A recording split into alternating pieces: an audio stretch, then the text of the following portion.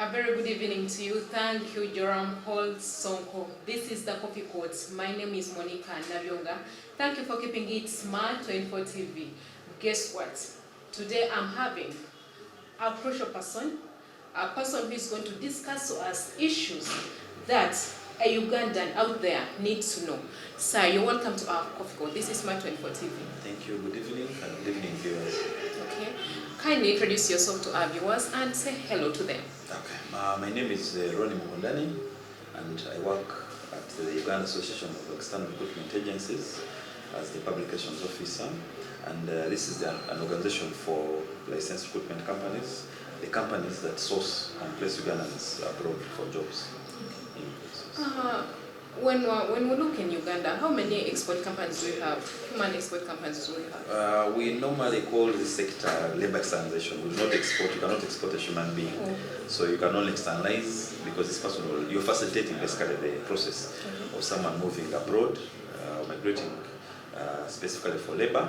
And that's why we call it labor externalization. So currently, the Ministry of Gender, Labor and Social Development, which is the authority that licenses, has so far licensed 256 companies as we talk now.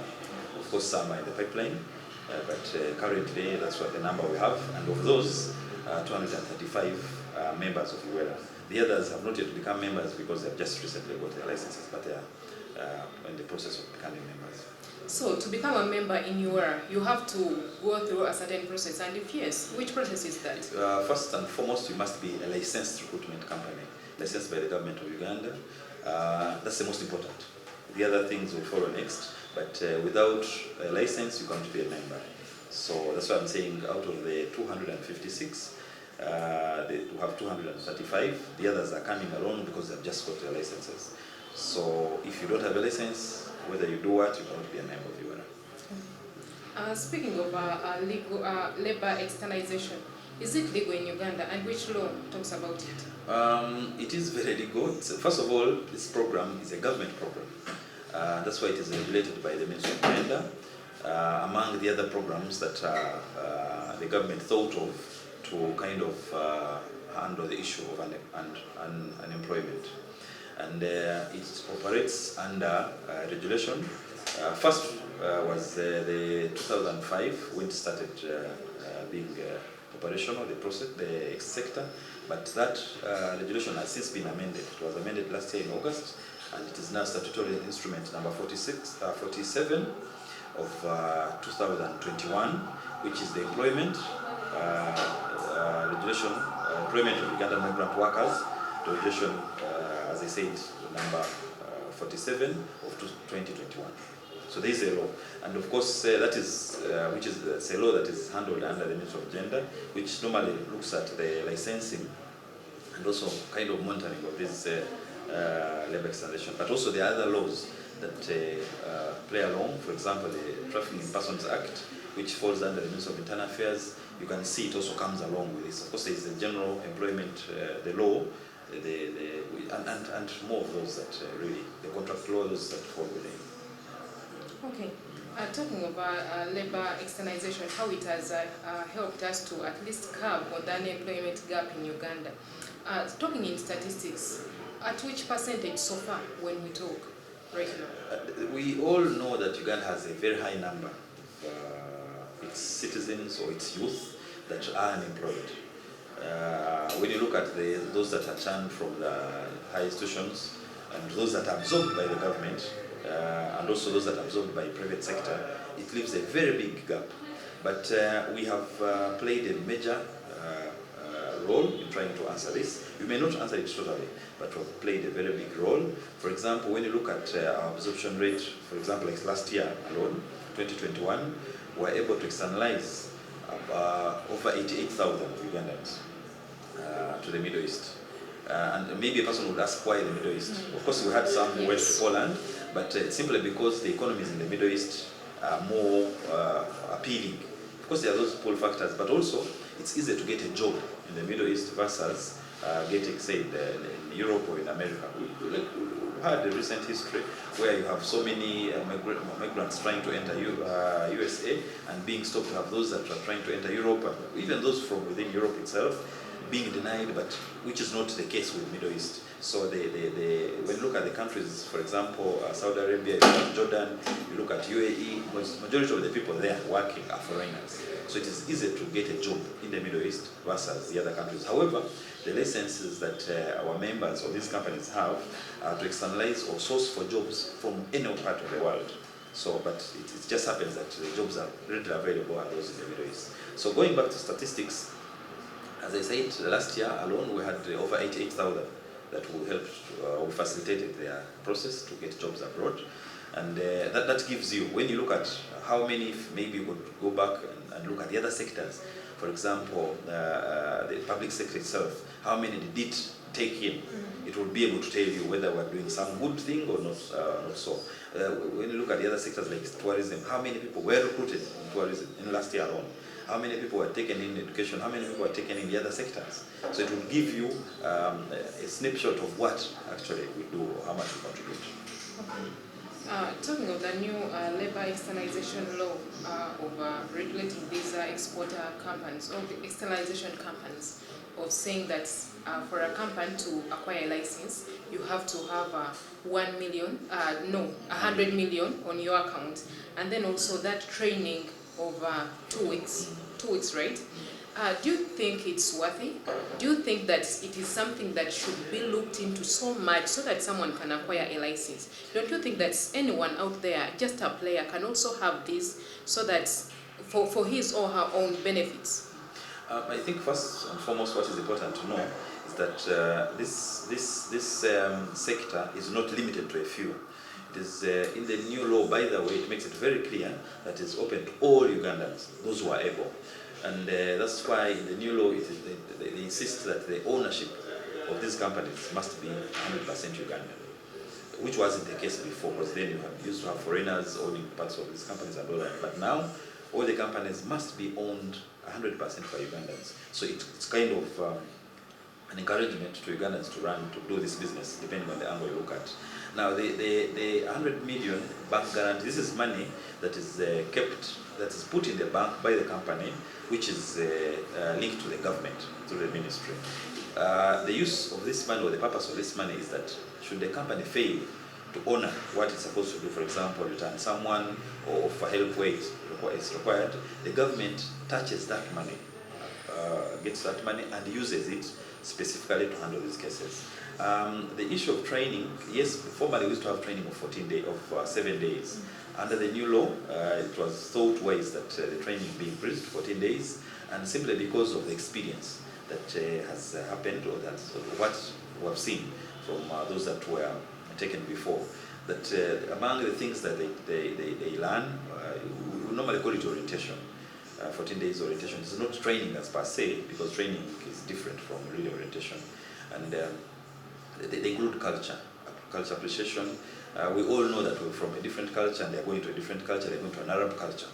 And the way the ladies, for example, behave here, and the way the Saudi Arabian ladies behave is totally different. So if these people are not taken through this, they will find it absolutely strange, and they may be not able to work.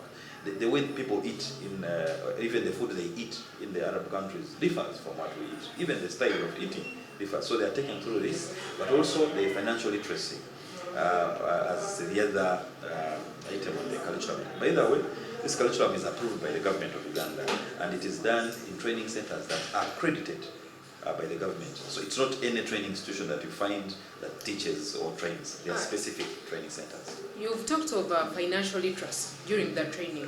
So in this financial literacy training, really what do you tackle most? Because we've seen most of some of these girls and boys actually coming back when their life actually is miserable more than even when by the time they went. Yeah, I don't want to differ so much from you. Maybe to just take, as you asked, what is taken through financial, it's more or less of money management, because the candidates or the people we externalize have not had or have not been in that big financial background. These are people who could have been working and earning about 50,000 or 100,000 at the end of the month, depending on where they work or how they work. There are those who have been working in saloons. You find maybe they earn on how many heads they have worked on, and you find someone has taken 5,000 today, maybe the following day has missed, the other day has taken 10,000, but at the end of the month, this person has earned 100,000.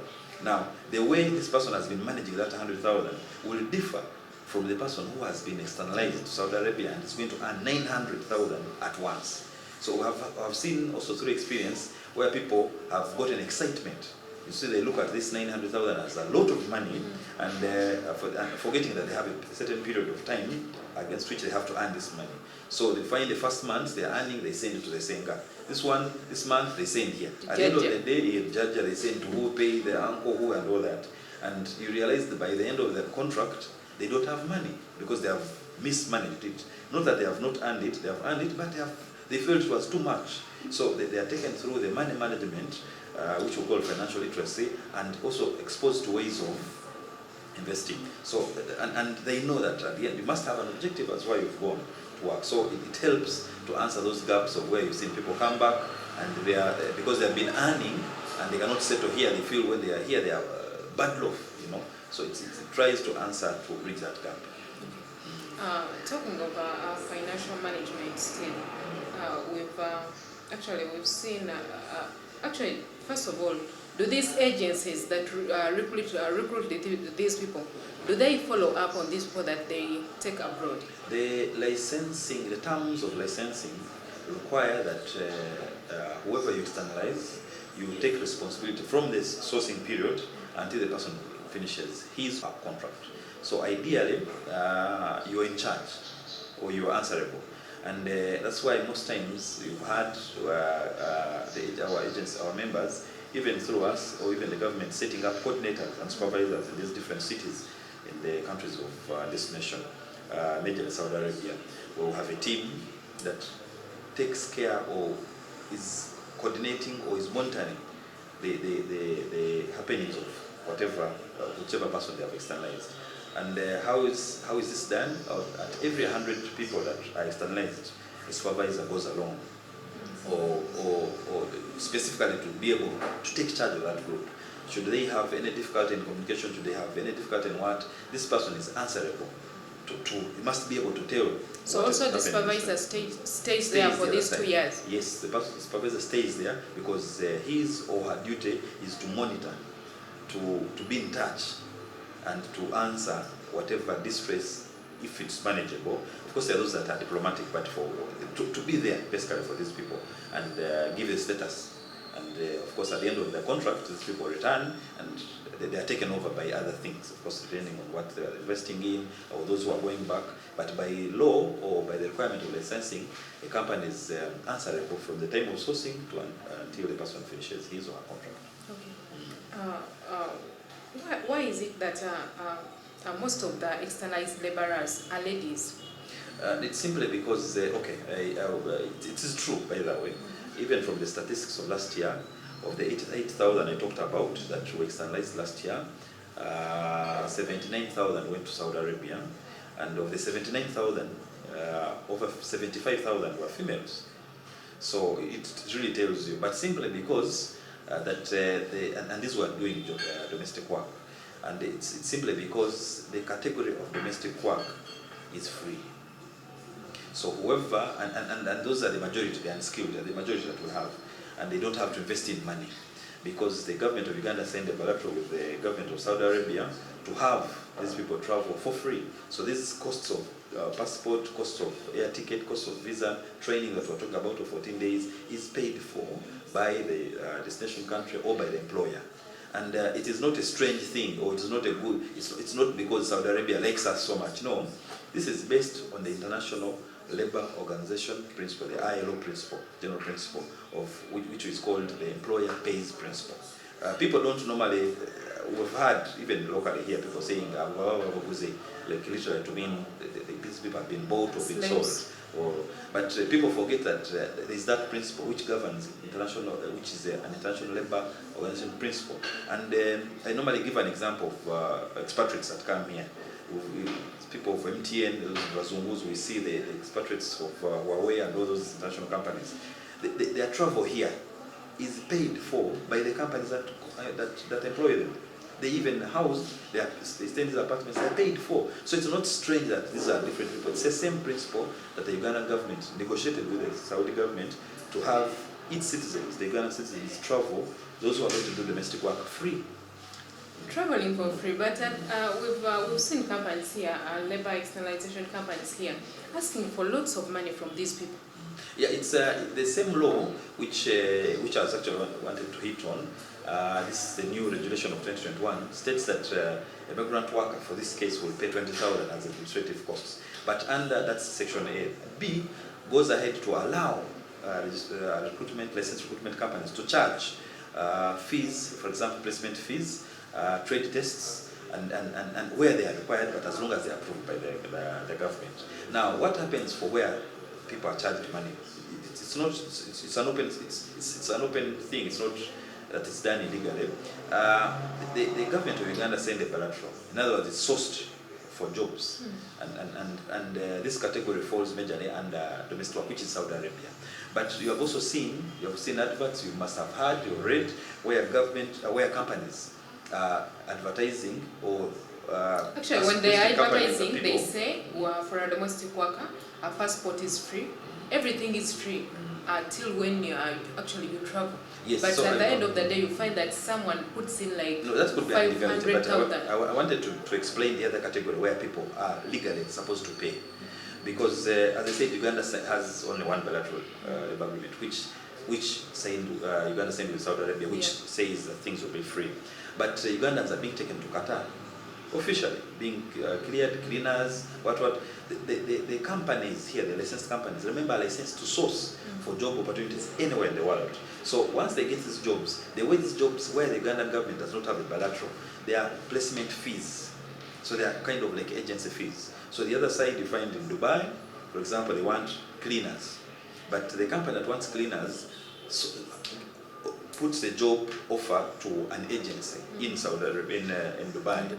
Now, because you do not reside in Dubai, you, the Ugandan company, you work with that agency, and the agency attaches a fee. So who is going to pay this fee? If, for example, they take you for free, you will have to pay, you who is the worker. So this is the money they are there, which is normally called input. You've heard of 5 million, 3 million, 2 million, depending on how much you're going to earn, depending on the cost that is involved for placement. So this is the other category that the law appreciates, that yes, the company can charge as long as it has been approved by the government. So for domestic workers, that one, they're not supposed to pay.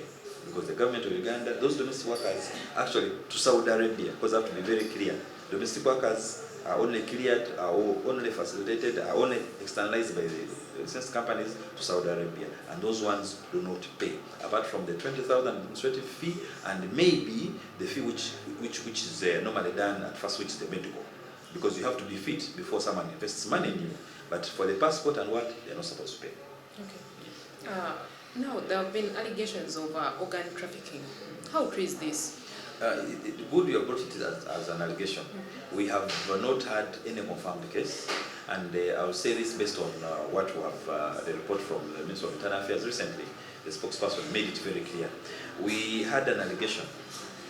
Maybe to just take you back, since Uganda signed the bilateral with Saudi Arabia, we have externalized over 350,000 Ugandans. Over 350,000.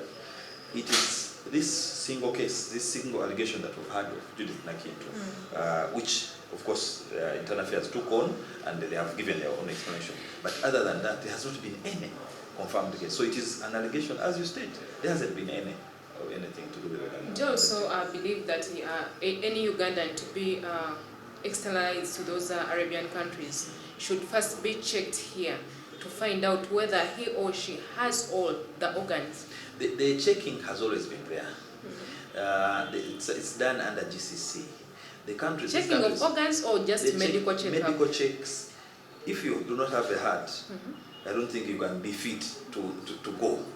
I'm just giving literally. It may sound comical, but I'm just being. I'm just stating it that way. If you lack an organ, such as kidney, heart, for mostly example, it is on kidneys. the tests have been done, because when they check your, I may not be a medical practitioner, but one thing I know is that the checks have been done under GCC. These are accredited medical centers from the countries where the people are going, because they are the ones who give visa. So they're the ones who say, for us, we don't want someone who has hepatitis B, we want someone who has HIV, we don't want someone who is pregnant, who has all that. Now, if the government of Uganda feels that extra tests must be done, like the kidney test, for example, to ascertain that actually this kidney is present or this liver is present, then it can be added on to that. The system the framework is already there. So it's a matter of, I think, the Ugandan government sitting or discussing with the host country to be able to understand which tests should be done. But the tests have been done, are being done. Okay, how much does labor externalization contribute to our economy as Ugandans? It contributes so much that, for example, the remittances alone, the money that these Ugandans make and send, the recent statistics show about $900 million from the Middle East alone. From the Middle East alone, and of that, 60% from Saudi Arabia in particular. And then generally, the Ugandans working abroad, about $1.3 billion. When you look at this money, it surpasses that of coffee, and so much. So, but that is not the only money, or the only money that the Ugandan government receives from this sector. There are money is what we call non-tax revenues. That money, for example, for passports. When you get to internal affairs, they'll tell you the number of passports they release every month, over 10,000. And this is money, and these passports are not for those who are going to study. This 99% are for those going to work, and most of them are going to the Middle East. And as I said earlier, this is money that the other government pays. So this is income that would actually not have been there. Then there is also money that is charged per job vacancy, the $30 in the new law, it is there stated. This is money that the government receives direct, even before the jobs are offered. So the employer pays $30 per job vacancy. So this is a lot of money that's coming in. And maybe the other thing is that what we're trying to think of, or to try to negotiate with the government, put in place, is, for example, the Nepalese model, those in what Nepal uses, whereby a certain, of course, it's agreed in their law, that for example, domestic workers who are earning 900, maybe if they could be taking 500, they could be earning 500 and 400,000 saved somewhere, so that at the end of their contract, this money becomes a lump sum, maybe a collection of about 500 migrant workers, and you find you have about $1 billion after the contract, and this money is invested in something. Maybe a school is built, or a factory is. That way, the government is able to realize. Benefits me, the person who went to work. Definitely, because you'll own this. This will be your investment. If the school is, and the money came from your earning, you'll have shares, it will be your factory. And the government that way will be able to appreciate and directly see that, look, this is an investment for migrant workers or those in diaspora. Because now what happens in our case, that this money we're talking about, this a lot of money, that the 4 trillion we're talking about, comes in and goes in the education sector, for example. Because most of these ladies are single mothers and they have their children studying, but because there's no specific school for those working in diaspora, money goes in health, and you cannot track it. So that's why we're thinking if such could be put in place, which the government, of course, these are things that the government has to look into. That way, anyone would be able to say that, look, that those apartments are for the people in diaspora, and then the appreciation could be much better. But a lot of money comes. And by the way, during the COVID time, most of the families were being supported by those who are working from abroad, because locally here, we are not earning. So those ladies were sending, and that's the money that were taking care of most of the people here. Okay, last week you had a meeting with the Minister of Gender, Yes. and the Cabinet is talking of either suspending or banning labor externalization. But looking at Uganda as a country, does Uganda have the capacity to ascertain all those people that at least you take, because you've said that only last year you took about 88,000. So ideally, of course, there are different reasons why they are thinking of that, but it's practically something that it would not be a wise decision anyway if a hold was to be put, because the hold would only, first of all, someone needs to understand what does this halt mean? Does it mean that people stop migrating, or does it mean that the companies do not open? Because if you put a hold, the companies will not open, they will not take, but people will continue moving. We have seen this before. The Ugandan government in 2016 to 2017 put a ban, and there was no company that was taking ladies to anywhere. Within that same period, over 30,000 traveled to Saudi Arabia, and those other ones to other countries. So one needs to think and see where gaps are, of which we believe that where gaps are, the different stakeholders, including the government bodies and all that, need to be strengthened so that those gaps are closed, but the holding cannot be an alternative. Okay, lastly, your best dish. Where I come from, for us, it is karo, and I don't know whether people know the karo, but that's my best. Your best. Yes. Okay, your last words to the viewer.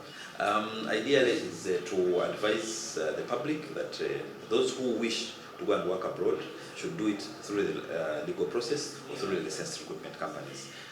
This saves so much, because when you go illegally or irregularly, you expose yourself to so much danger. But once you've gone through a recruitment process, a legal recruitment process, a licensed recruitment company, you are able, they track you. The government will be answerable. They will know where you are. Should you need any help, you easily get that. And I think that's the most important. And those who would be paying money, because sometimes they may not know whether it is the right money or wrong money, we advise them to always ask for receipts. Because if you're paying stays through a trafficker, it is this receipt that you will bring to us. Together with the Uganda police, we'll be able to take this case on. And that's what I would say for now. Okay, thank you very much, Ronnie. You've been such a nice viewer of Coffee Call tonight. My name is Monica Nabyonga. It's a good night from this side.